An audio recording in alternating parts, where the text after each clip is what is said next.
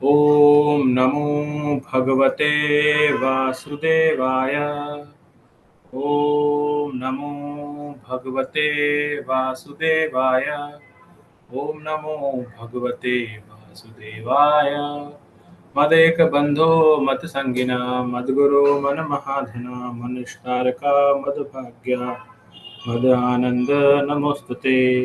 नारायणं नमस्कृत्यं नरं चैव नरोत्तमं देवीं सरस्वतीं व्यासं ततो जयमुदीरयेत्। नष्टप्रायेषु अभद्रेषु नित्यं भागवतसेवया भगवती उत्तमा श्लोके भक्तिर्भवति नैष्ठिकी। मूकं करोति वाचालं पङ्गुं लङ्घयते गिरिं यत्कृपातमहं वन्दे परमानन्दमाधवम्। कृष्णाय वासुदेवाय देवकीनन्दनाय च नन्दगोपकुमाराय गोविन्दाय नमो नमः। नमः पङ्कजनाभाय नमः पङ्कजमालिने नमः पङ्कजनेत्राय नमस्ते पङ्कजाङ्घ्रये। श्रीमद्भागवतम महापुराण की जय, श्री प्रभुपाद की जय, श्री राधा गिरधारी की जय। हरे कृष्णा। सभी भक्तों का स्वागत है आज की कक्षा में। आज हम श्रीमद् भागवतम के प्रथम स्कंद के 18वें अध्याय पर चर्चा कर रहे हैं और आज हम 12वें श्लोक से प्रारंभ करेंगे। इस अध्याय में हम पढ़ रहे हैं कि किस तरह से परीक्षित महाराज को ब्राह्मण पुत्र ने श्राप दिया। ये कथा है जो ये रूपरेखा रचती है कि श्रीमद् भागवतम का जो चित्रण आप मेरे पीछे देख रहे हैं वो कैसे उसका प्रारूप आया।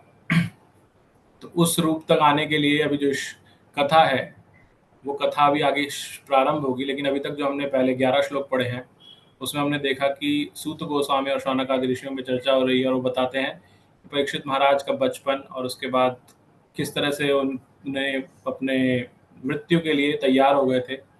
और हमने कल ये पढ़े कुछ श्लोक जिसमें हमने देखा कि मृत्यु के समय व्यक्ति को किस तरह से तैयार रहना चाहिए। भगवान का जो नारायण परायण या अंत्य नारायण स्मृति जो हम बार बार बात करते हैं, चर्चा करते हैं, उसी के बारे में यहाँ बताया गया है। आज का जो विषय है, आज हम जो भी अगले 6-7 श्लोक पढ़ेंगे उनमें हम देखेंगे भगवान की भक्ति के लिए जो सबसे महत्वपूर्ण अंग है कुछ जो हमने कई बार चर्चा की है, जिसको ABCD फॉर्म में हम बोलते हैं।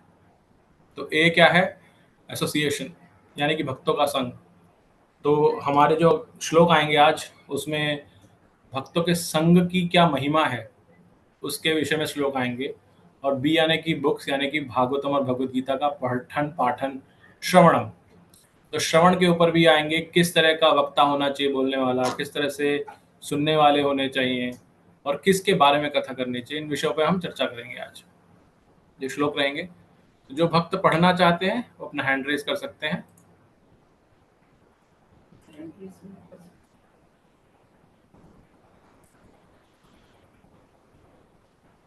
जय प्रकाश प्रभु जी, आपसे प्रारंभ करते हैं। स्क्रीन शेयर कर रहा हूँ। हरे कृष्णा प्रभु। यस प्रभु जी, पढ़िए।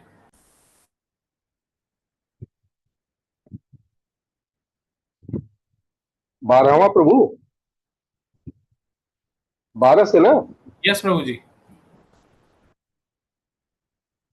कर्मणे अस्मिन् अनाश्व से धूम दुर्पात्मनाम भवान अपायाति गोविंद पाद पद आसवम मधु।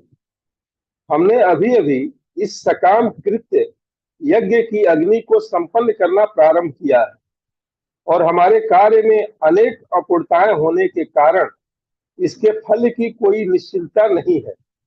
हमारे शरीर धुएं से काले हो चुके हैं, लेकिन हम भगवान गोविंद के चरण कमलों के अमृत रूपी उस मधु से सचमुच तृप्त हैं, जिसे आप हम सबको वितरित कर रहे हैं। तात्पर्य, नैमिषारण्य के मुनियों ने जो यज्ञाग्नि जलाई थी वह निश्चय ही धुएं तथा संशयों से भरी थी, क्योंकि इसमें अनेक दोष थे। पहली कमी यह थी, इस कलयुग में ऐसा यज्ञ कार्य संपन्न कराने वाले दक्ष ब्राह्मणों का नितांत अभाव है। ऐसे यज्ञों में यदि कोई दोष रह जाता है तो पूरा खेल बिगड़ जाता है और फल भी अनिश्चित रहता है। जैसा कि कृषि उद्यम में होता है, धान के खेत को जोतने से अच्छा फल तभी मिलता है जब अच्छी वर्षा हो, अन्यथा फल अनिश्चित है। इसी प्रकार से इस कलयुग में भी किसी भी प्रकार का यज्ञ संपन्न कराना अनिश्चित रहता है। कलयुग के निर्लज लोभी ब्राह्मण अबोध जनता को ऐसे अनिश्चित यज्ञों का दिखावा करने हेतु फुसलाते हैं और उन्हें यह शास्त्रीय आदेश नहीं बताते कि कलयुग में कोई भी सकाम यज्ञोत्सव संभव नहीं, किंतु इस युग में मात्र एक ही यज्ञ संभव है, वह है भगवान का सामूहिक कीर्तन। शील सूत गोस्वामी एकत्र हुए मुनियों के समक्ष श्री भगवान के दिव्य कार्यकलाप सुना रहे थे और वे सब इन दिव्य कार्यकलापों के सुनने के फल का अनुभव कर रहे थे। कोई भी इसे व्यवहारिक रूप से उसी प्रकार अनुभव कर सकता है जिस प्रकार भोजन करके उसके फल का अनुभव किया जा सकता है। आध्यात्मिक अनुभूति इसी प्रकार कार्य करती है। हरे नैमिषारण्य के मुनि हरे कृष्णा प्रभु जी, हरे कृष्णा। हरे कृष्ण प्रभु।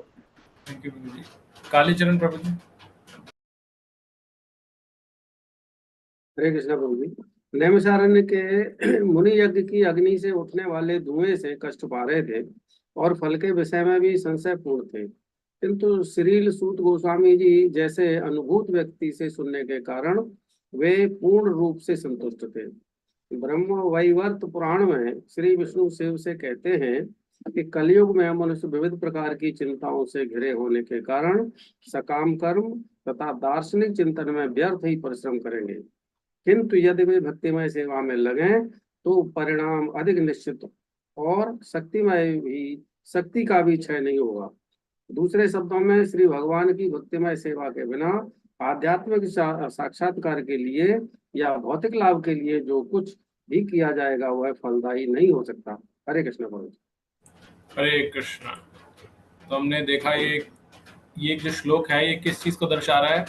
ये दर्शा रहा है कि भगवान की भक्ति, या हम ये कहें कि जो भगवान की हरि कथा का श्रवण है या उसका कीर्तन है। कीर्तन का अर्थ क्या है? कथा को जो बता रहा है वो कीर्तन कर रहा है। तो कीर्तन सिर्फ ये नहीं है कि भजन गाना ही कीर्तन होता है। तो उसके दो भाग हैं। जो हमारे मुख से निकलता है भगवान का गुणगान, उसको कीर्तन कहा जाता है। वो भगवान का एक काव्य रूप में हो सकता है, जिसे हम भजन बोलते हैं, हरे कृष्ण महामंत्र का हो सकता है, और या भगवान की हरि कथा का भी गुणगान आप जब मुख से निकालते हैं, उच्चारण करते हैं, तो वो भी कीर्तन ही कहलाता है। तो ये बताया गया है शास्त्रों में कि, और ये नैमिषारण्य जो कि आज से 5000 वर्ष पूर्व की कथा है, ये वो क्या बता रहे हैं वहां के ऋषि मुनि कि वो बैठे तो वहां पे यज्ञ करने के लिए हैं, लेकिन उन्हें उस यज्ञ की पूर्णता में संशय है, राइट। और इस संशय के साथ साथ, मतलब अपूर्णता के साथ, जो हम साधारण तौर पे भी देखते हैं, कभी यज्ञ घर में होता है, हवन होता है तो धुआं धुआं हो जाता है, राइट। लेकिन उसके अगेंस्ट में वो कहते हैं कि जो आप हमें गोविंद कथा सुना रहे हैं, हरि कथा जो सुना रहे हैं आप हमें, वो अमृत रूपी मधु हमें बहुत अच्छे से तृप्त कर रहा है। तो यानी कि जो हम यज्ञ करके कुछ पाना चाहते हैं उसका तो हमें पता नहीं मिलेगा नहीं मिलेगा, लेकिन जो आप हरि कथा से हमें मिल रहा है डायरेक्टली अभी, वो ज्यादा पावरफुल है। तो प्रभुपाद जी इसको समझाते हुए ये भी बताते हैं कि 5000 वर्ष पूर्व ऐसे ऋषि मुनि जो हमसे बहुत विद्वान थे, वो इस चीज को बोल रहे हैं, तो आज के समय में तो और ज्यादा बढ़ जाता, क्योंकि कलयुग बढ़ गया बहुत ज्यादा। और इसलिए शास्त्रों में अलग अलग जगह बताया गया है कि कलयुग के अंदर यज्ञ आदि जो साधारण तौर पे पहले युगों में होता था, उसका महत्व तो नहीं है, ना ही उसका लाभ मिलता है आपको। क्यों? क्योंकि उसमें करने की दक्षता ना तो जो करवा रहा है उसमें है योग्यता, ना जो कर रहा है उसमें है, प्लस कलयुग का वातावरण का प्रभाव, ये सब मिलकर के ऐसी परिस्थिति का निर्माण करते हैं कि उन यज्ञों का कुछ फल प्राप्त नहीं होता। और इसीलिए बताया गया, और इसके लिए एग्जाम्पल भी दिया गया यहाँ पर कि मान लीजिए कोई अगर खेती कर रहा है और खेत में धान उगाता है, तो सिर्फ करते रहने से फायदा नहीं, अभी उसको वेट करना पड़ेगा कि वर्षा कब होगी और उसके बेसिस पे उसकी फसल आएगी अच्छी। तो इसी तरह से अगर आप साधारण तौर पे यज्ञ कर रहे हैं तो उसमें आपको वेट करना पड़ेगा, इंश्योर करना पड़ेगा कि सब चीजें परफेक्ट हो।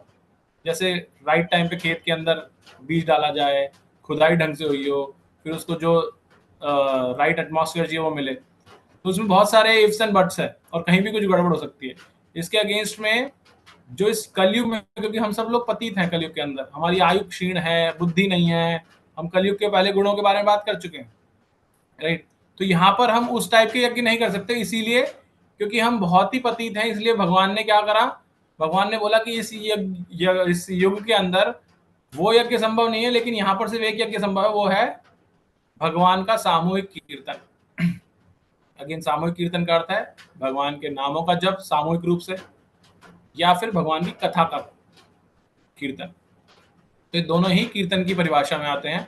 और यहाँ पर हम देखते हैं कि सूत गोस्वामी शौनक आदि ऋषियों को वही कीर्तन करके दिखा रहे हैं, और उसका अनुभव व्यवहारिक तौर पर शौनक आदि ऋषियों को जो हो रहा था वो भी वो बता रहे हैं। जैसे अगर हम कुछ खाते हैं, अगर हमने रसगुल्ला खाया तो उसका टेस्ट आता है मीठा, तो हमें उसका स्वभाव पता चलता है ये तो मीठा है, दूर से देखने से नहीं लगता खाली, या कोई बताइए ऐसा होता है। तो यहाँ पर व्यवहारिक तौर पर जब हम हरि कथा करते हैं, आप लोग भी इसका थोड़ा बहुत तो कुछ अनुभव करते ही होंगे, जब हम ये 1 घंटे कथा करते हैं तो एक अलग आनंद की अनुभूति होती है, राइट। कई बार तो ऐसा मन करता है, जैसे कल परसों हमारी क्लास चलती गई थी, 2 घंटे होने वाले थे ऑलमोस्ट, तो अगर समय की पाबंदी ना हो, हम सब फ्री हो, तो हम लंबी लंबी कथाएं भी कर सकते हैं और उसमें आनंद आएगा हमें, बोलने वाले को भी आनंद आ रहा है, सुनने वाले को भी आनंद आ रहा है। यही हरि कथा का सबसे बड़ा महिमा है उसकी। तो यहाँ हम देखते हैं कि साथ में इसको घोषित करने के लिए प्रभुपाद ब्रह्म वैवर्त पुराण में से विष्णु शिव जी से जो कहते हैं वो बताया गया है वहां पे उसमें टॉपिक, और ये बताया गया है कि कलयुग में, क्योंकि हम आयु क्षीण होने के साथ साथ बहुत ही पर्ट आउट रहते हैं, परेशान रहते हैं हर समय कोई ना कोई चिंता सताती रहती है। ऐसा होने के बावजूद हम सोल्यूशन ढूंढते कैसे, कि हम कुछ कर्म कर लें, अच्छा कर्म कर लें, कहीं दान पुण्य कर लें, कहीं कोई और पुण्य का काम कर लें, चलो इनका यज्ञ कर लें, इन देवी देवताओं को कुछ कर लें, इनमें लगे रहेंगे। और ये व्यर्थ का श्रम है, इससे पता नहीं लाभ मिलेगा नहीं मिलेगा, लेकिन अगर भक्तिमय सेवा की जाए तो उसका परिणाम निश्चित मिलेगा, और हमारी एनर्जी भी इतनी ज्यादा नहीं जाएगी। ये स्वयं शिव जी, सॉरी विष्णु भगवान शिव जी को बता रहे हैं ब्रह्म वैवर्त पुराण के अंदर, जो प्रभुपाद जी ने कोट किया है। तो आगे हम देखेंगे कि अगले श्लोक में हमें बताया गया है भक्तों की संघ की क्या महिमा है। अभी तक किसी को कोई कुछ ऐड करना है या कोई जिज्ञासा अब तक? ओके, तो आगे बढ़ते हैं हम। नेक्स्ट श्लोक पंकज बख्शी माता जी आप पढ़िएगा। हरे कृष्ण प्रभु। हरे कृष्ण। तुल्याम लवे नापी न स्वर्ग ना अपुन भवम भगवत संगी संगस्य मर्त्याना किम उत आशीष। भगवत भक्त के साथ क्षण भर की संगति के महत्व की तुलना ना तो स्वर्ग लोक की प्राप्ति से, ना भौतिक पदार्थ से मुक्ति से की जा सकती है। तो फिर भौतिक संपन्नता रूपी सांसारिक वरदानों के विषय में क्या कहा जाए जो मरणशील मनुष्यों के लिए हैं। तात्पर्य, एक वस्तु की तुलना दूसरी वस्तु से तभी की जा सकती है जब दोनों में कुछ समान बातें होती हैं। हम शुद्ध भक्त की संगति की तुलना किसी भौतिक वस्तु से नहीं कर सकते। जो मनुष्य भौतिक सुख के आदी बन गए हैं, वे चंद्र, शुक्र तथा इंद्र लोग जैसे स्वर्गीय ग्रहों की कामना करते हैं, और जो भौतिक दार्शनिक चिंतन में उन्नत होते हैं, वे भव बंधन से मोक्ष की कामना करते हैं। जब मनुष्य सभी प्रकार की भौतिक उन्नति से निराश हो उठता है, तो वह विपरीत प्रकार के मोक्ष की कामना करता है, जो अपुन भर्व या पुनर्जन्म ना होना कहलाता है। किंतु श्री भगवान के शुद्ध भक्त स्वर्ग लोक में मिलने वाले सुख की कामना नहीं करते, ना ही वे भव बंधन से मोक्ष चाहते हैं। दूसरे शब्दों में, श्री भगवान के शुद्ध भक्तों के लिए स्वर्ग लोक में प्राप्त भौतिक सुख माया जाल के समान होता है, और चूंकि वे सुख दुख की भौतिक धारणाओं का पूर्व से मुक्त रहते हैं, अतएव वे यथार्थ रूप में भौतिक जगत से भी मुक्त होते हैं। इसका अर्थ यह हुआ कि श्री भगवान के शुद्ध भक्त इस जगत तथा आध्यात्मिक जगत दोनों ही में दिव्य स्थिति में अर्थात श्री भगवान की सेवा में संलग्न रहते हैं। जिस प्रकार सरकारी सेवक सदा सेवक रहता है, चाहे वह घर में हो या ऑफिस में या किसी अन्य स्थान में, उसी प्रकार भक्त को किसी भी भौतिक वस्तु से कुछ भी लेना देना नहीं होता, क्योंकि वह अनन्य भाव से श्री भगवान की दिव्य सेवा में लगा रहता है। क्योंकि उसे किसी भौतिक सुख से कोई सरोकार नहीं होता, अतः उसे भौतिक वरदानों से क्या मिलने वाला है, चाहे वह राजपद हो या इससे भी बड़ा कोई अन्य पद। जो ये शरीर के नष्ट होते ही समाप्त हो जाते हैं। भक्तिमय सेवा शाश्वत है, इसका कोई अंत नहीं होता, क्योंकि यह आध्यात्मिक होती है। अतः चूंकि शुद्ध भक्त की निधियां भौतिक निधियों से भिन्न होती हैं, अतः दोनों की कोई तुलना नहीं है। शील सूत गोस्वामी भगवान के शुद्ध भक्त थे, अतएव नैमिषारण्य के ऋषियों के साथ उनकी संगति अद्वितीय है। भौतिक जगत में निपट भौतिकवादी की संगति गर्हित समझी जाती है। भौतिकवादी को शोषित संगी योषित संगी कहा जाता है, क्योंकि उसकी आसक्ति भौतिक माया जाल अर्थात स्त्रियों तथा अन्य साज सामग्री से होती है। ऐसी आसक्ति बांधने वाली है, क्योंकि इससे जीवन के वरदान तथा संपन्नता दोनों दूर चले जाते हैं। इसका बिल्कुल उलट है श्रीमद् भागवतम संगी, जो सदैव श्री भगवान के नाम यश गुण आदि की संगति में रहता है। ऐसी संगति सदैव वांछनीय है, पूजनीय है, प्रशंसनीय है और इसे जीवन का सर्वोच्च लक्ष्य माना जा सकता है। हरे कृष्ण प्रभु जी। हरे कृष्णा। तो सबसे पहले तो आप सबसे एक प्रश्न है कि जो श्लोक है, किसी को इस श्लोक का स्टार्टिंग पढ़ते के साथ ही कोई और श्लोक कहीं पर याद आया जिसमें भगवान के भक्तों की संग के बारे में बताया गया है?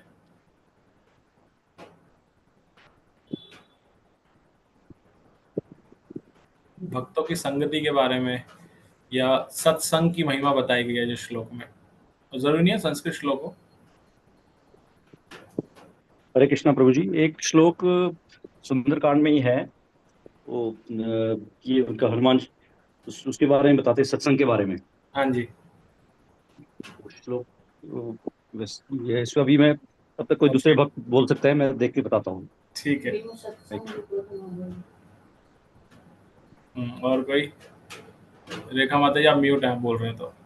नहीं, हम कह रहे हैं सत्संग की महिमा बताइए सुंदरकांड में। करेक्ट। वो उनको मारा है। अरे वो लास्ट वाली लाइन तो मुझे याद आ रही है प्रभु जी, जो सुख लव सत्संग, मतलब क्षण भर के, इसके पहले का नहीं याद आ रहा, पता नहीं क्या है पहले। जो सुख लव सत्संग, क्षण भर के सत्संग में जो सुख है वो कहीं भी नहीं है। हरे कृष्ण प्रभु जी। हरे कृष्ण माता जी। हरे प्रभु जी, जो नारद जी का संगत होती है। एक सेकंड माता जी। हाँ राकेश प्रभु जी आप कुछ कह रहे हैं, बोलिए। आई एम सेइंग वो जो ये बोल रहे थे ना, जो सुंदरकांड की है वो वही है ना, तात से धरे तुला एक अंग तूल न ताहि सकल मिली जो सुख लव सत्संग। हाँ करेक्ट। ये यही श्लोक है, यही श्लोक। धन्यवाद राकेश प्रभु जी। हाँ माता जी आप बोलिए अभी। हाँ जी, हरे कृष्णा प्रभु जी, जो इसी स्कंद में हम पढ़ते हैं कि नारद जी की जो सत्संग संगति रही है अपने भक्तों के साथ, जो कि चतुर्मास में उनके घर में आके रुके हुए थे। बिल्कुल सही है, ये भी सही बता रहे हैं, बिल्कुल सही बता रहे हैं। ओके, और कोई? हरे कृष्ण प्रभु जी, वो श्लोक मिल गया मुझे। तात स्वर्ग अपवर्ग सुख, मतलब इसमें स्वर्ग और अपवर्ग सुख दोनों सुख की इन्होंने तुलना की है। धरिये तुला एक अंग तूल न ताहि सकल मिली जो सुख लव सत्संग। तो स्वर्ग के सुख से भी इन्होंने, जिसका अगर हम दोनों तुला राजू में देखें तो स्वर्ग का सुख एक तरफ है और एक तरफ ये सत्संग है, तो इसमें सत्संग का प्रभाव भारी रहेगा। ये बिल्कुल यही एग्जैक्टली यही श्लोक है जो आप बता रहे हैं, तो बिल्कुल दोहा एग्जैक्टली है, क्योंकि इसमें भी यही दो चीज की बात करी गई है, स्वर्ग की और मोक्ष की, कि जो आप भौतिक मुक्ति प्राप्त कर सकते हैं उनसे बढ़ करके भक्तों की संगति का। यहाँ पे एक इम्पोर्टेंट ये है कि जो क्षण भर का आया ना, एक जिसमें आया है भगवत भक्त के साथ क्षण भर की संगति भी, ये क्षण भर वाला एक और श्लोक है। श्लोक बोलिए, दोहा बोलिए, कुछ है, और जरूरी नहीं है रामायण से हो और कहीं से भी हो सकता है वो। प्रभु जी। हाँ जी। हरे कृष्णा प्रभु जी, श्लोक तो याद नहीं है मुझे, मगर जो भी नारद मुनि वो चतुष कुमार को उनका एक ही थोड़ी देर के लिए उनका संग होता है और उनको वैराग्य आ जाता है, वो है। हाँ वो भी है। मैं एक्चुअल में क्षण वाला कुछ और बोलना चाह रहा हूँ यहाँ पर, मैं कि मुझे तो याद आ रहा है लेकिन मैं चाह रहा हूँ कोई और भक्त बोले उसको।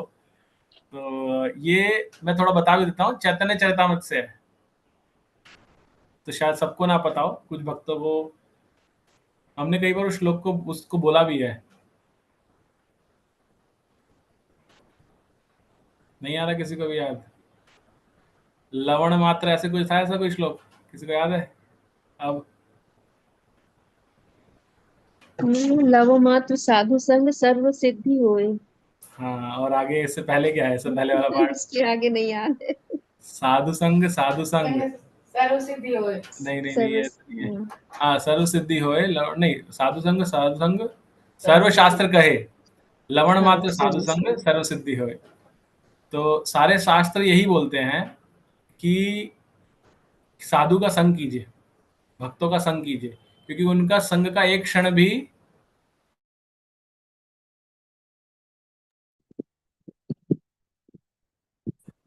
हरे कृष्णा, हरे कृष्णा, सॉरी। तो हम बात कर रहे थे, तो वो आपको सर्व सिद्धि दे सकता है, जो यहाँ पर हमने दोनों इस श्लोक में पढ़ा और जो अभी हमने सुंदरकांड का दोहा पढ़ा उसमें भी सेम यही चीज बताई गई है। तो ये पूर्ण रूप से भक्तों के संग की महिमा बता रहा है ये श्लोक। और जैसे मैंने बताया था, तो उस संग में पहले तो प्रभुपाद जी हमें समझाते हैं कि कंपैरिजन उनका होता है जो बराबर के हो। तो भौतिक जगत की और जो छोटी मोटी चीजें हैं कि भाई मुझे ये मिल जाए, धन धान्य मिल जाए, सौंदर्य मिल जाए, ऐश्वर्य मिल जाए, ये सब तो बहुत छोटी हैं, इनका तो आप कंपैरिजन ही नहीं कर सकते।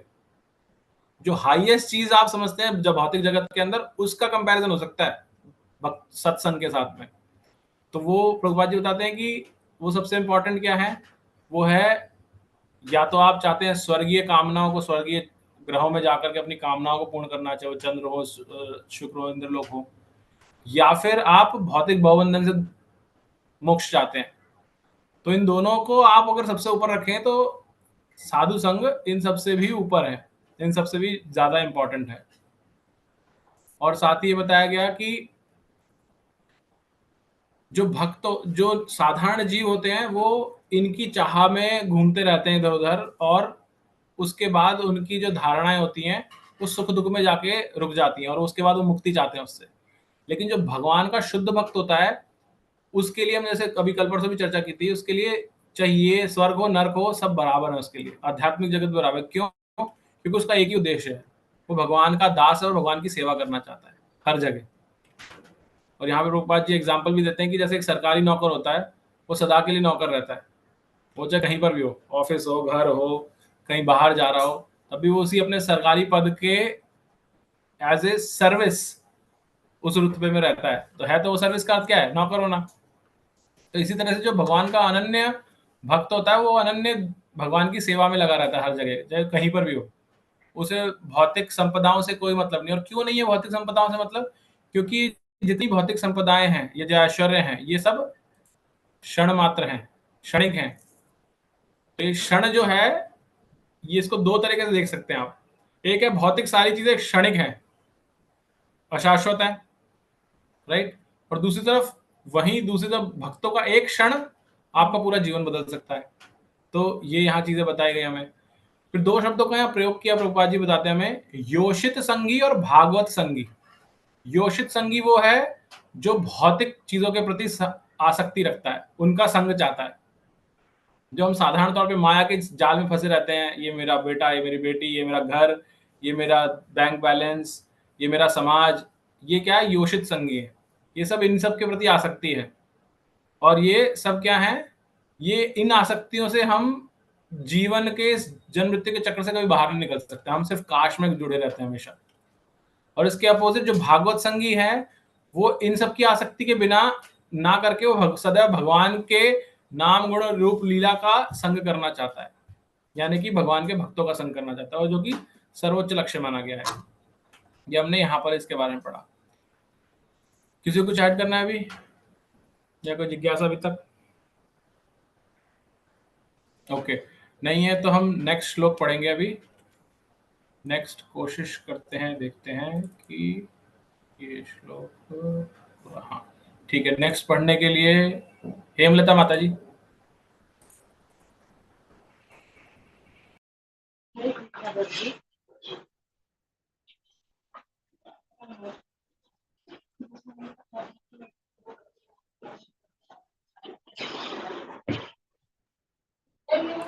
हरे कृष्णा माता की आवाज नहीं आ रही। हाँ हेलो, हरे कृष्णा प्रभु जी। हाँ जी, संस्कृत श्लोक पढ़ देंगे, एक्चुअली मुझे हाँ जी, आजकल तक लिखने में ठीक बड़ा है, प्रॉब्लम होने लगा है। ठीक है।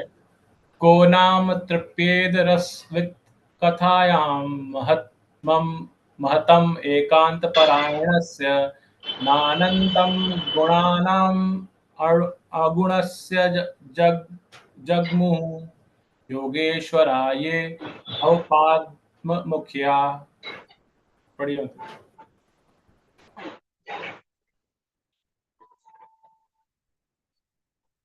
पूर्ण पुरुषोत्तम भगवान श्री कृष्ण गोविंद समस्त महान जीवों के एकमात्र आश्रय हैं और उनके दिव्य गुणों का मापन शिव तथा ब्रह्मा जैसे योगिक शक्तियों के स्वामियों द्वारा भी नहीं किया जा सकता।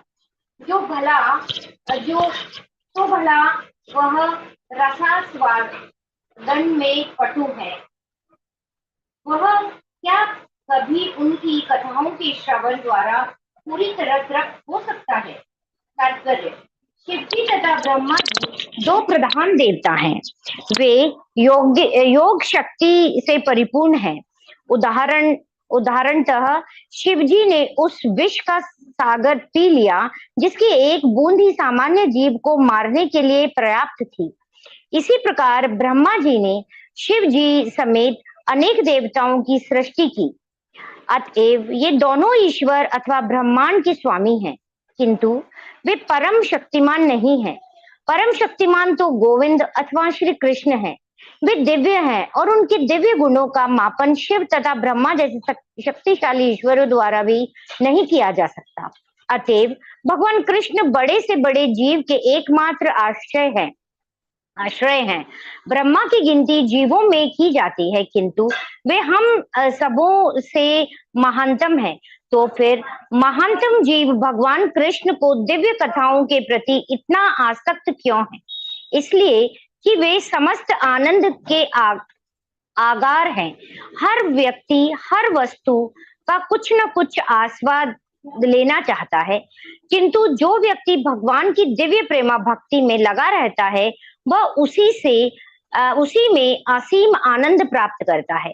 भगवान असीम है और उनके नाम गुण लीलाएं पार्षद विविधता आदि अनंत हैं और जो इनका आस्वाद करते हैं वे असीम रूप से ऐसा करते हुए भी तृप्ति का अनुभव नहीं करते तथा तथ्य की पुष्टि परम पुण्य पद्म पुराण से होती है। रमन्ते योगिनो ते सत्यानंद चिदात्मनि इति राम पदे सो परम ब्रह्म भी धीयते।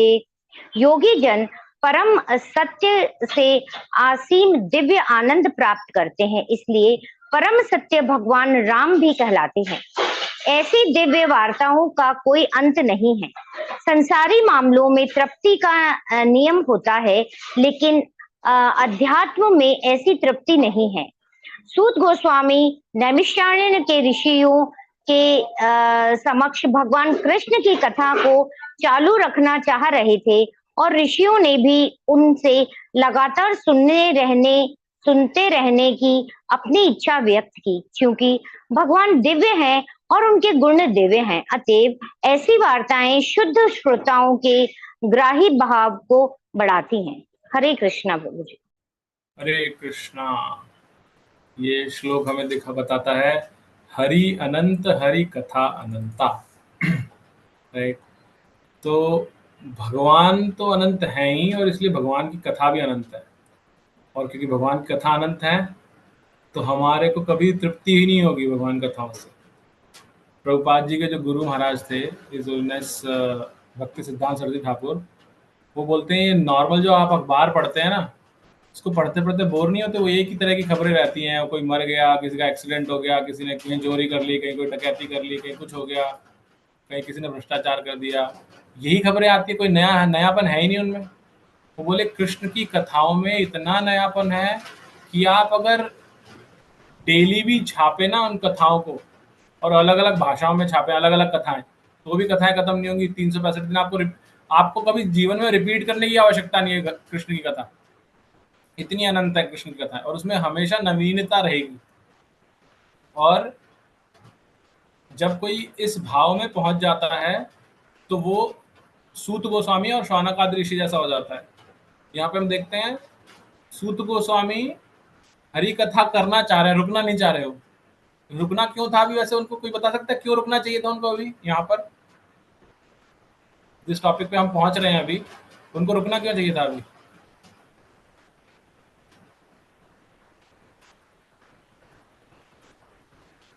उसका कारण है परीक्षित महाराज की मृत्यु निकट आने वाली है, इसलिए सोचना चाहिए उनके बारे में। और क्योंकि उन्होंने जो स्टार्टिंग में प्रश्न किए थे, पहले 6 प्रश्न किए थे पहले अध्याय के अंदर। याद है किसी को कौन से 6 प्रश्न थे पहले अध्याय के अंदर? कोई एक भी प्रश्न याद है किसी को?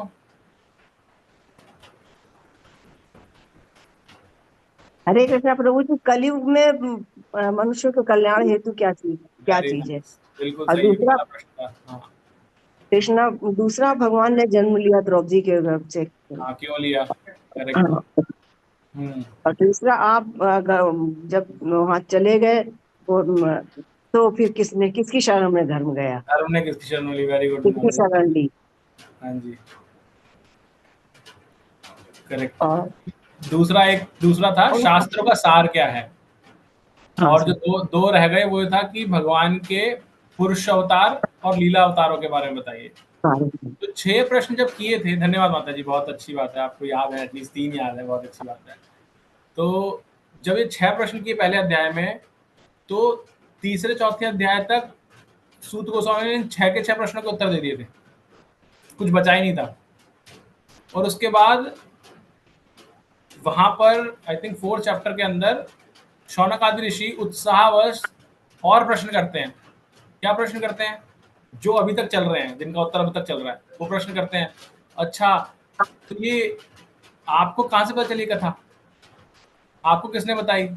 फिर परीक्षित महाराज जिन्होंने पहले सुना, उनकी कथा बताइए, किसने उनसे सुना, उन्होंने ऐसा क्यों सुना, ये आई, इसकी उत्पत्ति कैसे हुई?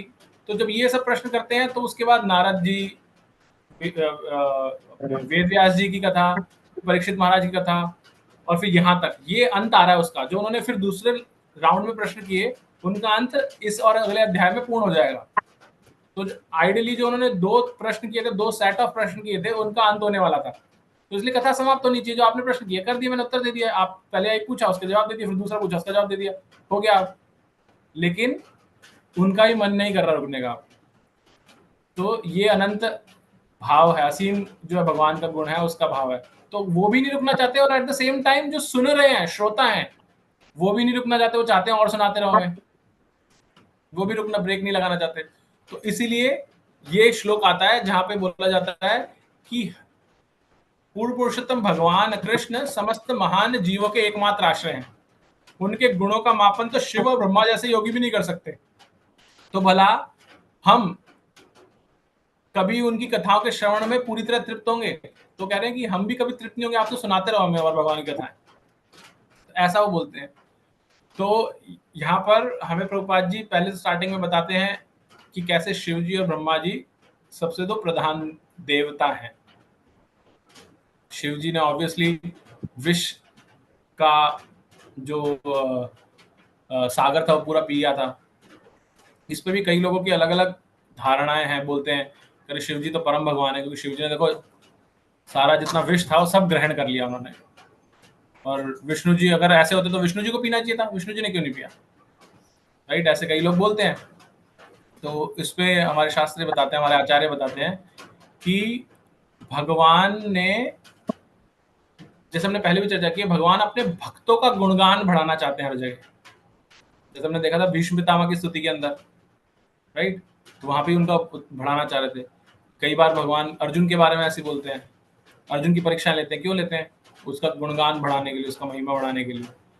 तो सिमिलरली यहाँ पर भी भगवान चाहते तो कर सकते हैं कि भगवान से सब कुछ उत्पत्ति हो रही है, विष्णु भी उन्हीं से उत्पन्न हुआ है, लेकिन भगवान चाहते थे कि शिव जी का गुणगान बढ़े, इसलिए उन्होंने शिव जी को ये सेवा दी कि आप ग्रहण कीजिए। और ये दिखाए तो मैं नहीं कर सकता, शिव जी करेंगे। दूसरा हमारे आचार्य बताते हैं कि शिव जी उस विष को पाकर के कैसे, उनको कुछ क्यों नहीं हुआ? और वो विष से जो उनका एक नाम पड़ा जिसको हम बोलते हैं नीलकंठ। नीलकंठ का अर्थ क्या है? वो विष यहाँ पर चला गया शिव जी के, है ना, यहाँ पर, वो उनके अंदर नहीं गया, वो यहीं पर है। सारा समुद्र का जो विष था वो यहीं पे विराज गया, इसलिए उनका नाम पड़ा नीलकंठ, राइट। तो हमारे आचार्य बताते हैं कि शिव जी हमेशा भगवान के नामों का जप करते रहते हैं, हर टाइम भगवान के कौन से विशेष नाम, कौन से किसका करते हैं? राम नाम का, राइट। तो जब राम नाम का, भगवान के नाम का उच्चारण करते रहते हैं हर क्षण, तो ऐसे उच्चारण में जब उन्होंने विष को ग्रहण किया तो विष और वो राम के साथ मिलकर के वो विष यहाँ पर राम नाम के साथ बन गया विश्राम। तो यहाँ वो विश्राम करने लगा उनके कंठ के अंदर, और इसलिए आगे नहीं गया, इसलिए उनका नाम पड़ा नीलकंठ। तो ये हमारे एक आचार्य बताते हैं इस तरह की एक उसकी लीला, ये भगवान की लीला। तो ऐसा शिव जी के लिए इसलिए वो महान देवता है, प्रधान देवता है। दूसरा ब्रह्मा जी के लिए बताया, जैसे हमने तीसरे अध्याय में पढ़ा भी था इसके अंदर, कि शिव जी की जो उत्पत्ति हुई है, सृष्टि जो हुई है, वो भी ब्रह्मा जी से हुई है, तो वो तो उनके सबके रचयिता है। तो यहाँ पे भी बताते हैं कि ये सब शक्तिमान तो हैं, शक्तिमान है, लेकिन जो परम शक्तिमान है वो तो भगवान कृष्ण या गोविंद, जिनको आप बोलते हैं उनके नाम है अलग, वो है सबसे बड़े। तो और भगवान के नाम जो गुण हैं, उन दिव्य गुणों को तो कोई भी नहीं नाप सकता, कोई समझ ही नहीं पाया आज तक। इवन जब ब्रह्मा जी प्रकट हुए, आप सबने अभी आगे कथा भी पढ़ेंगे हम, जब दूसरे स्कंद में जाएंगे तो ब्रह्मा जी की उत्पत्ति आएगी उसमें। तो ब्रह्मा जी प्रकट होते हैं तो वो ढूंढते मैं किससे प्रकट हुआ हूँ, और वो देखते कमल की नाल के अंदर, तो सोचते मैं नीचे जाता हूँ, कि एक ही रास्ता होता है नीचे जाने का, तो नीचे जाते हैं एंडलेस, अंत ही नहीं आता उसका, और वो खुद घबरा जाते हैं, फिर वापस ऊपर आ जाते हैं। ऊपर आ सोचते अब क्या करूँ मैं। तो ऐसे ब्रह्मा जी भी उनकी गुणों को नाप नहीं पा रहे, शिव जी अगेन सेम है। तो इसलिए भगवान के जब गुणों का, ये ऐसे व्यक्ति जो देवता हैं, महान देव हैं, वो नहीं पहचान पा रहे, तो हम तो कहाँ ही हैं। और जैसे मैं पहले ही बात की थी, भगवान के 3 गुण हैं जो महत्वपूर्ण है, सच्चिदानंद, और यहाँ बताया गया भगवान आनंद के आगार हैं, राइट। समस्त आनंद के आगार हैं, मतलब स्त्रोत हैं, वहीं से शुरू होता है। जैसे गांव में कहीं एक जलाशय हो, या जैसे भारत के अंदर जो जल आता है, कहाँ से आता है? हिमालय से आता है। सारा हिमालय से पिघल करके सब नदियां वहीं से प्रकट होती हैं, सब आती हैं। तो सब समस्त नदियों का आगार क्या है? हिमालय। ऐसे जितना भी जगत के अंदर समस्त आगार है, यानी कि उद्गम है, वो कहाँ है? भगवान कृष्ण से ही है। तो वो उसका स्त्रोत है। इसलिए हम जगत में क्या देखते हैं, क्योंकि हमें भगवान का अंश है, इसलिए हम वो आनंद को ढूंढते रहते हैं हर जगह। हम चीजें अलग अलग करते हैं आनंद को ढूंढ खोज में, लेकिन वो सब आनंद जो हमें मिलता है जगत के अंदर, वो क्या है? क्षणिक है। लेकिन परम आनंद कहाँ है? भगवान के साथ में, भगवान की नाम रूप गुण लीला इन सब के अंदर है। और इन सब के साथ में आस्वादन तो करते ही है, साथ में हमें अनंतता भी मिलती है। इसलिए कभी बोर भी नहीं होते मुझसे, हमें बस कभी तृप्ति नहीं आती, लगता और होना चाहिए, और होना चाहिए, और होना चाहिए, ऐसा चलता रहता है इस तरह में। तो यहाँ पर हमने इस श्लोक में ये देखा कि भगवान दिव्य हैं, उनके गुण दिव्य हैं, और ऐसी वार्ताएं जो हैं वो बहुत ही शुद्ध श्रोताओं के जो ग्रहण करने का भाव है उसको बढ़ाती हैं। जो नेक्स्ट श्लोक है वो अब हमें बताएगा कि किस तरह से कथा करने वाले में क्या गुण होना चाहिए, कथा सुनने वाले में क्या गुण होना चाहिए, और कथा के गुण क्या होने चाहिए। क्योंकि हम श्रवण पे और संगति पे बात कर रहे हैं, सत्संग पे, तो अब यह अगला श्लोक हमें उसके बारे में बताएगा। तो अभी तक किसी की कोई जिज्ञासा, कुछ ऐड करना चाहते हैं तो कर सकते हैं, तो हम अगला श्लोक पढ़ेंगे। हरे कृष्णा प्रभु जी। यस माता जी। सभी जीवात्माओं को मेंशन किया गया है या सिर्फ भगवान के शुद्ध भक्त? सॉरी माता जी, दोबारा कीजिएगा प्रश्न।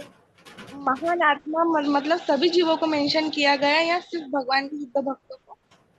नहीं, महान आत्मा तो यहाँ पर ये बताया गया कि महान आत्मा जो है, जैसे कि जो सबसे महानता है वो तो ब्रह्मा जी हैं। तो बताया गया कि वो नहीं कर पाते, तो हम तो बहुत ही भगवान को कहाँ समझ सकते हैं। इसलिए हमारे पास कभी कोई लिमिट ही नहीं है भगवान को समझने की। इसलिए हम जितना ज्यादा श्रवण करेंगे, वो जो नॉर्मल कई बार भौतिक जगत में बोलते हैं ये दिल मांगे मोर, तो वो एक्चुअल में भगवान के साथ में, कि हम हरि कथा में बार बार बोलेंगे और चाहिए हमें, और चाहिए, ऐसा। हरे कृष्ण। ओके, तो आइए नेक्स्ट श्लोक की ओर बढ़ते हैं। नेक्स्ट श्लोक पढ़ने के लिए फतेह प्रभु जी आप पढ़िएगा। हरे कृष्ण प्रभु जी। हरे कृष्ण। तत्त न भवानवे भगवत प्रधान महततम एकांत परायणस्य हरे उद्दारम चरितम विशुद्धम सुश्रुताम वित्नोतु विद्वन। हे सूत गोस्वामी, आप विद्वान हैं तथा श्री भगवान के शुद्ध भक्त हैं, क्योंकि आपकी सेवा का प्रमुख उद्देश्य श्री भगवान है। अतएव आप कृपया हमें श्री भगवान की लीलाएं सुनाएं, जो समस्त भौतिक विचारधारा से ऊपर हैं, क्योंकि हम ऐसा संदेश प्राप्त करने हेतु आतुर हैं। तात्पर्य: श्री भगवान के दिव्य कार्यकलापों के वक्ता का एक ही लक्ष्य होना चाहिए, और वह है पूर्ण पुरुषोत्तम भगवान श्री कृष्ण की पूजा तथा सेवा। और ऐसी कथाओं के श्रोताओं को इन्हें सुनने हेतु आतुर होना चाहिए। जब ऐसा संयोग संभव हो जाता है, अर्थात जब योग्य वक्ता तथा योग्य श्रोता का संयोग हो जाता है, तभी दिव्य के विषय में अत्यंत सौहार्दपूर्ण वार्ता हो पाती है। व्यवसायिका वक्ता तथा भौतिकता में लिप्त श्रोता ऐसी वार्ताओं से कभी वास्तविक लाभ नहीं उठा पाते। व्यवसायिक वक्ता वाचक अपने परिवार के भरण पोषण के लिए श्रीमद् भागवतम सप्ताह का दिखावा करते हैं, और भौतिकता ग्रस्त श्रोता श्रीमद् भागवतम सप्ताह की इन वार्ताओं को किसी न किसी भौतिक लाभ यथा धार्मिकता, संपत्ति, इंद्रिय तुष्टि या मोक्ष के लिए सुनते हैं। श्रीमद् भागवतम की ऐसी वार्ताएं भौतिक गुणों के कलबश से शुद्ध नहीं रहती, लेकिन नैमिषारण्य के मुनियों तथा श्रील सूत गोस्वामी के मध्य चल रही वार्ताएं दिव्य स्तर पर थी। इनमें भौतिक लाभ का कोई उद्देश्य नहीं था। ऐसी वार्ताओं में श्रोता तथा वक्ता दोनों को असीम दिव्य आनंद की प्राप्ति होती है। अतएव वे ऐसी वार्ताओं को हजारों वर्षों तक जारी रख सकते हैं। अब तो श्रीमद् भागवतम सप्ताह मात्र 7 दिनों तक रखा जाता है, और खेल समाप्त करने के पश्चात श्रोता तथा वक्ता दोनों पहले की तरह भौतिक कार्यों में लग जाते हैं। वे ऐसा कर सकते हैं क्योंकि वक्ता श्रीमद् भागवतम प्रधान नहीं है, और श्रोता भी सुश्रुताम नहीं है, जैसा कि पूर्व में कहा गया है। हरे कृष्ण प्रभु जी। हरे कृष्ण प्रभु जी। तो हम यहाँ देखते हैं कि श्रवण के लिए 3 चीजें आवश्यक है, उन तीनों के बारे में बताया गया है। सबसे इंपॉर्टेंट है सुनाने वाला, सुनने वाला, और क्या विषय है। तो विषय की तो हमने पिछले श्लोक में चर्चा की, हरि कथा, राइट। हरि कथा अनंता, हरि अनंत, हरि कथा अनंता। तो वो जो दिव्य भगवान की लीलाएं हैं, उनका आस्वादन करने के लिए अब 2 चीजें बचती हैं, श्रोता और वक्ता। तो ये भी 2-2 प्रकार के बताए गए हैं, राइट। एक है जो एकदम परफेक्ट वक्ता है, उसको बताया गया है कि वो विद्वत्ता के साथ साथ शुद्ध भक्त होता है, जो हमेशा भगवान कृष्ण की पूजा और सेवा में लगा रहता है। उसको योग्य वक्ता बताया गया है। और इसके अगेंस्ट में जो अपोजिट है, योग्य वक्ता के अपोजिट है व्यवसायिक वक्ता, जो हम साधारण तौर पे इस भौतिक जगत में बहुत देखते हैं, राइट। कहीं ना कहीं कोई भागवत कथा चलती रहती है, तो वो क्या है, व्यवसायिक वक्ता। तो वो हरि कथा को अपना परिवार का भरण पोषण के लिए यूज कर रहा है। वो व्यक्ति धन अर्जित करना है और अपने घर लेके जाना है, 7 दिन बाद पैकिंग, और तुम भी चलो। अब खाली ये लेकिन वक्ता ही नहीं है, श्रोता भी, कलयुग है तो श्रोता भी ऐसे ही है। श्रोता भी अपनी योग्य श्रोता नहीं, क्योंकि योग्य श्रोता की गुण क्या बताया है, उसमें उत्कंठा होती है। उसके लिए संस्कृत में शब्द हुआ है सुश्रुताम। सुश्रुताम का अर्थ है, सुश्रुताम का अर्थ है जो हमेशा सुनने के लिए इच्छुक रहता है। जैसे कि यहाँ पर सुखदेव गोस्वामी है, 7 दिन ना वो सोए, ना कुछ खाया, ना कुछ पिया, सिर्फ भगवान की कथा श्रवण कर रहे हैं, इतना आनंद में विभोर हो गए हो। लेकिन हम जो व्यवसायिक वक्ता को सुनने के लिए आते हैं, वो उन्हें बोलते हैं भौतिकताग्रस्त श्रोता। वो क्या करता है, वो अपनी दिनचर्याओं में लगा रहेगा, इधर उधर कहीं कुछ चल रहा है, कहीं कुछ चल रहा है, उसके बाद उसे पता चलेगा अरे कथा हो रही है, चलो सुन के आता हूँ। जब जाते हैं सुनने के लिए, वहां जाकर के भी अपने फोन में लगा रहेगा, या तो फेसबुक व्हाट्सएप, आजकल रील भी चलने लग गई है, वो रील डाल देंगे यूट्यूब पर कि यहाँ बैठे हैं, वो कर रहे हैं। तो ध्यान हरि कथा में नहीं है, वहां जाकर के भी अपनी भौतिकता में है। या फिर वहां जाने का उद्देश्य भी क्या है? जाने का उद्देश्य है कि मुझे किसी ने बताया है कि भागवत जो सुन लेता है ना भाई, उसको तो मोक्ष मिल जाता है। तो मैं तो भागवत सुनने चला गया, मैंने तो पूरी भागवत सुन ली 7 दिन के पूरे सप्ताह। कोई इसमें अपना गुणगान बताएगा कि मैंने तो 50 भागवत सप्ताह अटेंड कर रखे हैं। तो ये क्या है? ये भौतिक लाभ, धार्मिक संपत्ति की, भाई ये तो धर्म है मेरा, मैं इसलिए कर रहा हूँ, इंद्रिय भोग मिल रहा है, इंद्रिय तुष्टि मिल रही है, मुझे बहुत आनंद आता है वहां जाकर के। वो आनंद एंटरटेनमेंट वाला आनंद है। एंटरटेनमेंट का अर्थ क्या है? मनोरंजन। वो मन को रंजन करने वाला है, वो आत्मरंजन नहीं है। आत्मरंजन का अर्थ क्या है? कि सब भूल करके उसी में लग जाएं, तो वो है, और कुछ नहीं। तो ये बताया गया श्रोता की, तो खाली वक्ता के लिए नहीं है। हम सोचे अरे फिर वही लेंस लगा लें, अरे सारे आजकल ऐसे ही घूम रहे हैं। हमें दर्पण देखने की जरूरत है, क्या हम भौतिकताग्रस्त श्रोता हैं या योग्य श्रोता बन के सुन रहे हैं, श्रवण कर रहे हैं, राइट? तो ये सब जगह लागू होता है। जब आप यहाँ पे इस कथा में भी हैं, तो यहाँ पर भी ये योग्य श्रोता और वक्ता की कथा है। यहाँ पर भी कि मैं जब ये कथा पे बात कर रहा हूं, मैं या कोई और प्रभु जी या माता जी कक्षा लेते हैं, वो कर रहे हैं, तो वो इधर इसमें इन्वॉल्व है या और कहीं इन्वॉल्व है। सिमिलरली आप सब भी श्रोता बन के आए हैं, तो आप इसमें इन्वॉल्व हैं या कहीं और इन्वॉल्व हैं। अब स्टार्टिंग के लिए तो जैसे बच्चों को होता है, छोटे बच्चे को लालच दिया जाता है कि जा स्कूल जा, तेरे को टॉफी मिलेगी, आएगा तो तेरे को ये तेरी फेवरेट आइसक्रीम खिलाएंगे। तो शुरुआत में तो सही है, आप जब पहली बार आ रहे हैं तो आपको बताया जा रहा है कि आप जैसे मर्जी आओ, ठीक है आओ। लेकिन जब आप समझने लगते हैं कि इसका क्या महत्व है, तब आपको कोशिश करनी चाहिए कि बाकी डिस्ट्रैक्शंस को दूर रख करके आप इसमें श्रवण करें, तभी आप योग्य श्रोता हो सकते हैं। क्योंकि जब मैंने अभी पिछले श्लोक में बताया आपको, क्योंकि ये दिव्य आनंद का सागर है, जब ये आगार है, और ब्रह्मा और शिव जी को भी इससे तब असीम अनंत आनंद मिलता है। तो जब हम अपनी बात करते हैं, जब मैंने बोला कि जब हम ये सुनते हैं तो थोड़ा सा भाव हमें भी मिलता होगा, इसमें आनंद आता होगा, हम भी कहते हैं और चलती रहे। लेकिन ये जो हमें मिल रहा है, ये आप ये समझिए कि ये ट्रेलर क्या बहुत ही छोटा सा है ये, क्योंकि हम शुद्ध नहीं है, हम बोलने वाला भी शुद्ध नहीं है और सुनने में भी शुद्ध नहीं है, कहीं ना कहीं हमारा डिस्ट्रैक्शन रहता है।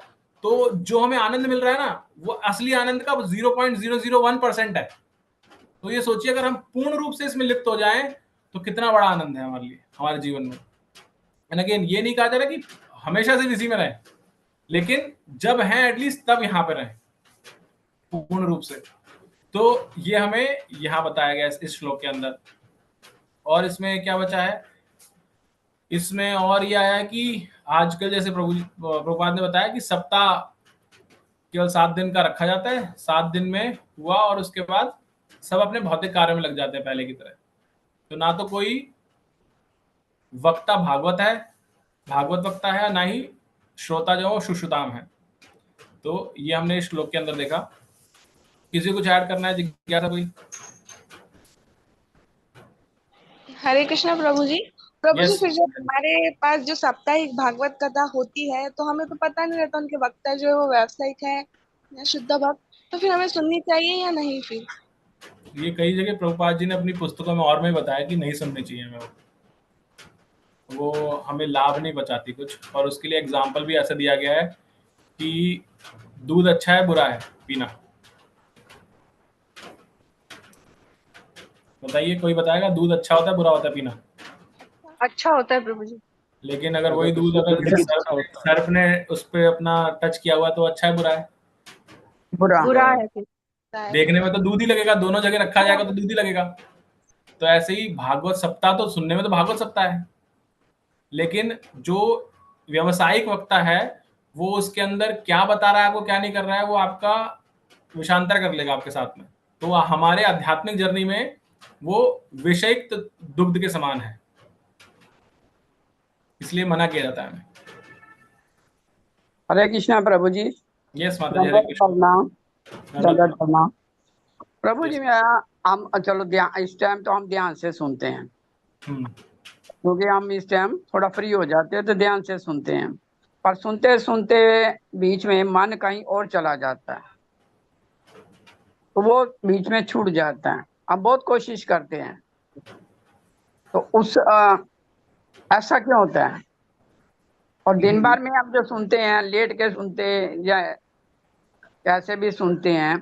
अच्छा, एक कथा आती है अभी इंद्रेश प्रभु जी की, वो सारे भगवान की लीलाओं पर कथा कर रहे हैं ना, भागवत भगवान के बचपन की सब कथाएं कर रहे हैं। वो सुननी चाहिए कि नहीं? उसमें सुनने में तो बहुत आनंद आ रहा है। मैंने बताया ना माता जी, मनोरंजन में तो आनंद आता ही है ना। मनोरंजन में क्यों नहीं आएगा आनंद?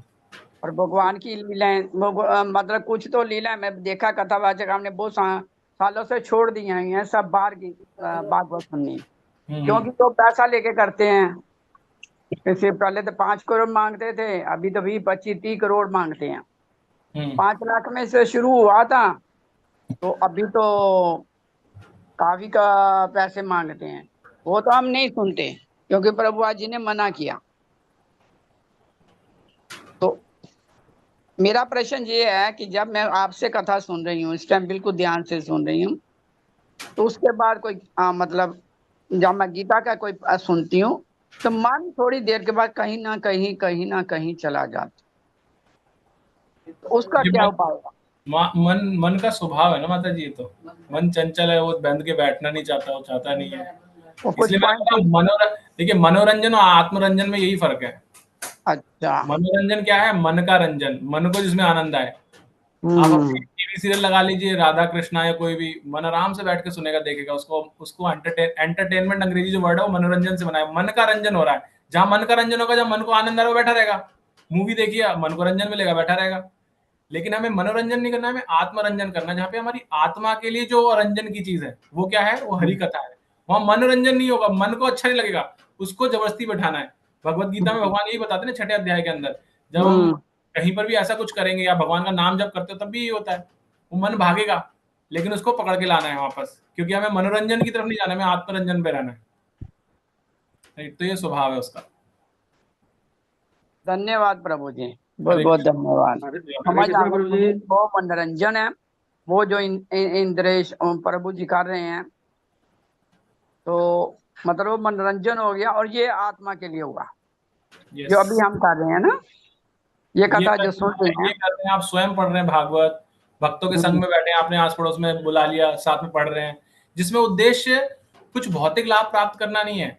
सिर्फ ये है कि मैं भगवान की सेवा करना चाहती हूँ, भगवान का गुणों के बारे में पढ़ करके या सुना करके लोगों को। अभी दोनों में भेद पता चल गया मुझे। बहुत बहुत धन्यवाद आपका। थैंक यू माता जी। कृष्णा प्रभु जी। प्रभु जी, इसमें जैसे आपने कहा कि श्रोता और वक्ता दोनों है, तो वक्ता तो चलो आप कह रहे हो कमर्शलाइज्ड है, पर श्रोता भी, हम भी तो वहां 2 घंटे 1 घंटे के लिए जा रहे हैं, बाद में फिर हम भी तो कमर्शलाइज्ड हो जाते। यस, बिल्कुल सही प्रभु जी। और अगेन उसमें भी देखिए, अब हम ये तो नहीं बोल सकते कि सब छोड़ दीजिए। वो जैसे कई बार बोलते हैं ना, छोड़ो घर बार चलो हरिद्वार, ऐसा तो नहीं कह रहे हम किसी को भी कि सब छोड़ दो, अब सिर्फ हरि कथा ही और कुछ नहीं है जीवन में। क्योंकि हम सब ने गृहस्थ आश्रम में सोच समझ के, या तो हम गृहस्थ आश्रम में आते ही नहीं। अब अगर गृहस्थ आश्रम में आ गए हैं तो हमें गृहस्थ आश्रम की जो ड्यूटीज है वो भी पूरी करनी है। लेकिन फिर भी श्रोता के लिए यहाँ पर डेफिनेशन जो बताई गई है वो ये है, 2 चीजें उसमें। एक, जब आप उधर हैं तो आप उसमें ही हैं। वो 2 घंटे भी क्या आप 100% उधर हैं, या 2 घंटे भी जैसे मैंने बताया आप फोन में लग रहे हैं, कभी फोन उठाया, क्योंकि हमारी आदत हो जाती है फोन थोड़ी देर में उठा के देखने की। फोन देख रहे हैं, फोन में कुछ और मैसेज आ गया, फिर जो मनोरंजन चाहिए ना, जैसे माता जी बता रही है, सुनते सुनते भी चले जाता है। फोन निकालेंगे तो पक्का जाएगा ही जाएगा उधर, क्योंकि वो मन ही बोल रहा है निकाल के उठा के देखने के लिए। और फिर वो कभी फेसबुक खुल जाएगा, कभी आपका कोई ऑफिस का कुछ मेल दिख गई, तो फिर वो फूड फॉर थॉट मिल गया माइंड को, और वो उसमें घूमता रहेगा। आप बैठे तो वहां हैं, तो इसको कई बार कहते हैं ना कि आप शरीर से तो है वहां पर, लेकिन आपका मन नहीं है वहां पर, आप मेंटली कहीं और हैं। तो 2 घंटे आपको फिजिकली मेंटली वहीं होना है, अगर आप 2 घंटे के लिए जा रहे हैं तो। ये एक पहली रिक्वायरमेंट है। और दूसरी, आप वहां जब जाने का जो उद्देश्य है आपका, वो ये नहीं होना चाहिए कि मुझे इससे कुछ लाभ, भौतिक लाभ मिलेगा, या मुझे इससे मोक्ष की प्राप्ति होगी, या कुछ और होगा। सिर्फ ये है कि मेरे को भगवान की कथा सुननी है, मुझे भगवान की ये मेरी सेवा है।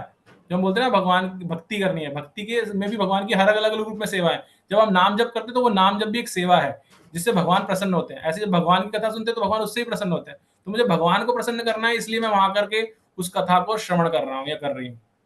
इस भाव से रखेंगे तो हम एक योग्य वक्ता हो जाते हैं, श्रोता हो जाते हैं।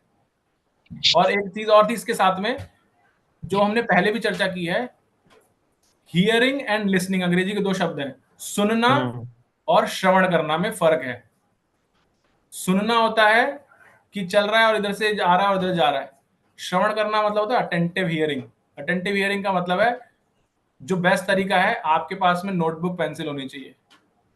आप जो सुन रहे हैं उनके नोट्स बनाएं। कई बार मैंने देखा है कई माता जी इसको यहाँ क्लास में भी बनाते थे पहले, तो लिखते हैं वो, प्रभु जी भी लिख रहे हैं, जैसे अभी दिखा रहे हैं कालीचरण प्रभु जी, तो लिखते हैं जो चीज मुझे नई चीज पता चली आज मैं लिख रहा हूँ उसको, और बाद में मैं उसको देखूंगा भी, ताकि वो श्रवण जो मैंने किया है वो मेरे साथ रहे। और फिर श्रवण का ही, जैसे सांस हम लेते हैं, सांस में 2 चीजें बोली जाती हैं, एक होता है लेना, इनहेलेशन, और एक होता है एक्सहेलेशन।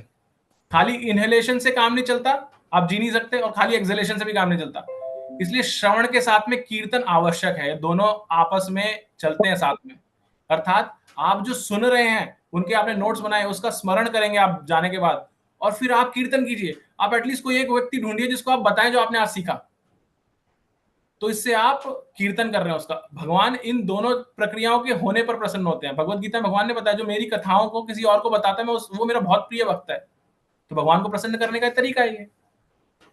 तो ये श्रोताओं के कुछ गुण हैं जो होने चाहिए हम सबके अंदर। ठीक है Prabhu ji? Thank you Prabhu ji. Hare Krishna. Hare Krishna. Yes Kalicharan Prabhu ji. Prabhu ji mute हो गया। हरे कृष्णा प्रभु जी। यस।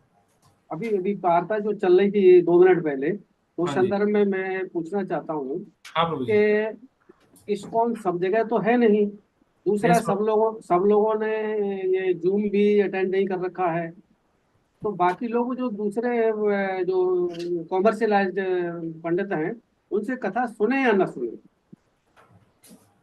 ये कितना होगा? 5% होगा इस्कॉन जिनके संपर्क में हम लोग हैं, मुश्किल से 5% होंगे टोटल लोग, तो बाकी लोग 95% क्या करें?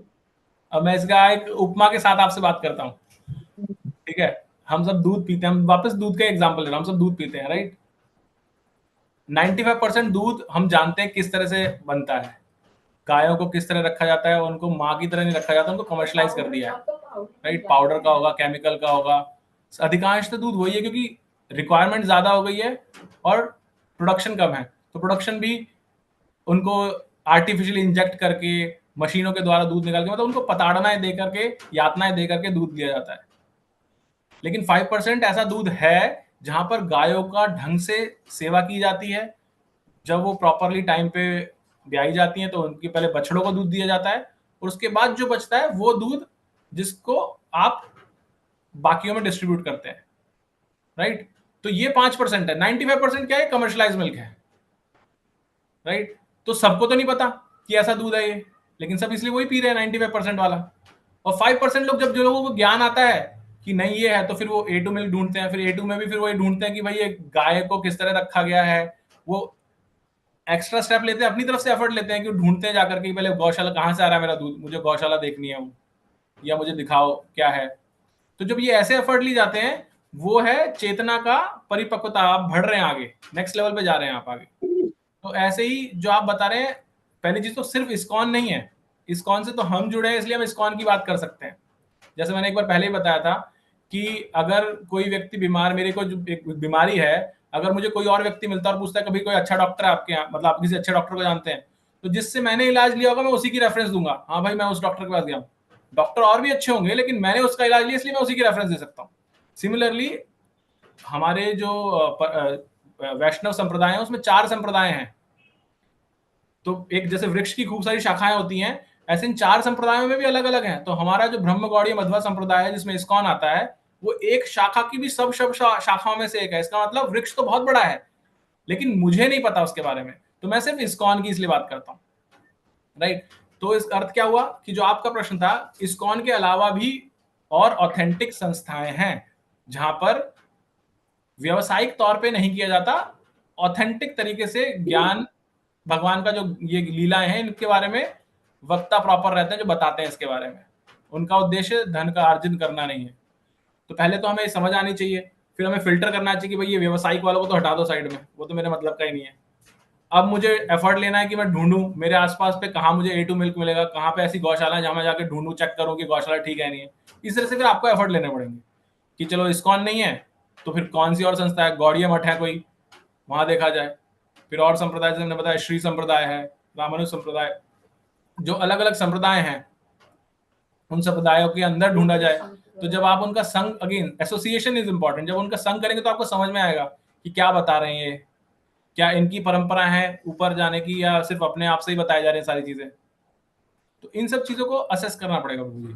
तो प्रभु जी जो आप कह रहे हैं अभी, क्या इस चीज को हम आत्मश्लाघी नहीं कह सकते इस्कॉन के संदर्भ में? हम ये कहें कि इस्कॉन आत्मश्लाघी है, तो क्या मैं गलत कह रहा हूँ? प्रभु जी श्लाघी शब्द मैंने पढ़ा है लेकिन मुझे उसका अर्थ नहीं पता एग्जैक्टली, आप थोड़ा बताएं। Self praising person. Self praising मतलब किस तरह से कहेंगे आप ऐसे? नहीं, मतलब यह है कि उसके अलावा मैं जहाँ तक रह रहा हूँ और मेरे आसपास, जहाँ आप भी इधर रह के गए कोटा में, आसपास रह के गए, क्या आप जानते हैं कितने लोगों को कहाँ कथाएं हो रही हैं जहाँ मैं ऑथेंटिक रूप से जाके सुने या ऑथेंटिक वक्ता हैं? नहीं, मुझे नहीं पता, मेरे को खुद नहीं पता। हाँ, अगर मैं इस्कॉन से न जुड़ा होता तो कहाँ सुनता? क्या नहीं सुनता? या मैं जो आप दूध गलत बता रहे हैं कि भाई जो गाँव में या कहीं आसपास शहरों में जो दूध लिया जाता है वो शुद्ध नहीं है, लेने योग्य नहीं है, तो क्या, और गौशाला यहाँ है नहीं आसपास, तो क्या हम दूध लेना बंद कर दें? हाँ, वो चॉइस है ना, वो चॉइस है प्रभु जी। फिर तो गुरु जी 98% दूध लेने वालों को बंद करना पड़ेगा, 98। हाँ, तो मैं मना नहीं कर रहा उस चीज से, लेकिन कितने लोग बंद करेंगे वो भी प्रश्न है ना। हाँ, बंद नहीं करना करेंगे चाहिए ना, सबको पता है, करना चाहिए सबको पता है, लेकिन करते कितना है? जैसे ये सब बंद करेंगे वो राइट, बंद हो जाएगी। जो अभी हम व्यवसायिक की बात कर रहे हैं, मैं जिस चीज से मैं जुड़ा था ना, मतलब जो मेरी जर्नी शुरू हुई थी, वो शुरू हुई थी, आपने शायद वो मूवी देखी होगी, ओ माय गॉड, एक मूवी आई थी पहली परेश रावल की। उस मूवी में बताया गया था कि लास्ट सीन जो था ना वो मुझे बहुत टच कर गया था। उस सीन के अंदर वो सारे उसमें साधु संत, व्यवसायिक साधु संत दिखाए थे ना सारे उसके अंदर, और परेश रावल सबको बोलता था इनके पास मत जाओ, इनके पास मत जाओ, गॉड्स मैन, मिडिल मैन, इनके पास मत जाओ। लास्ट में जब वो जीवित होके वापस आता है, सब मारने लगते हैं उनको, जब सत्य बताता है कि भाई सब ऐसे ही हैं, धोखेबाज हैं, तो सब मारने लगते हैं उन लोगों को, तो उनको रोक देता है कि इनको मारो मत, इनकी पनिशमेंट क्या है, इनके पास कोई मत जाओ। जो हम चर्चा कर रहे हैं अभी, वो कहते हैं इनके पास कोई मत जाओ, और फिर उनको कहते हैं इनको जाने दो। जब सब जाने लगते हैं तो अंत में लास्ट में जो सबसे बड़ा उनमें प्रधान था व्यवसायिक बंधुओं में, उसमें मिथुन चक्रवर्ती था लास्ट में, और वो उसको जाते हुए परेश रावल को बोलता है तुम इन लोगों को हमसे कब तक दूर रख लोगे, ये रह ही नहीं सकते हमसे दूर। और वो रीजन पता है क्या देता है? वो बोलता है ये हमसे दूर इसलिए रह सकते क्योंकि ये भगवान से प्रेम नहीं करते, they are not god loving, they god fearing, ये भगवान से डरते हैं, इसलिए हमारे पास आएंगे ही आएंगे।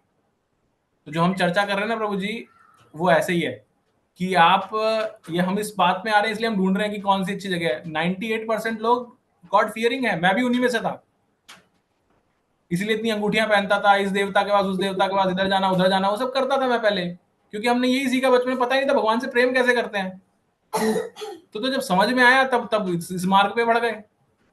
मेरे हिसाब से तो प्रभु जी, हाँ जी, क्योंकि हम ऐसी जो आप बता रहे हैं ऐसी संस्थाओं से आमतौर पे आदमी नहीं जुड़ सकता, तो मेरे हिसाब से something is better than nothing. आगे क्या है आप जाने।